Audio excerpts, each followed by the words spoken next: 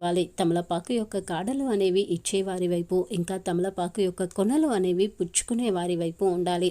అలాగే వాయినం ఇవ్వడానికి ప్రధాన ఉద్దేశం, మనం వాయినం పుచ్చుకుంటున్నటువంటి మహిళలను లక్ష్మీ అమ్మవారిగా భావించి ఇస్తాము. అయితే వ్రతాన్ని చేసిన తర్వాత ఇంట్లోని పెద్దవారైనటువంటి మహిళలకు ముందుగా వాయినాన్ని ఇవ్వాలి. అంటే వదినలు, స్నేహితులు, అలాగే ఇంట్లోని అత్త, మామ, ఇలా ఇంట్లోని పెద్దవారికి ముందుగా వాయినాన్ని ఇవ్వాలి. అలాగే వాయినం ఇచ్చేటప్పుడు ఖచ్చితంగా ఎదుటివారికి కుంకుమ బొట్టు పెట్టి ఇవ్వాలి.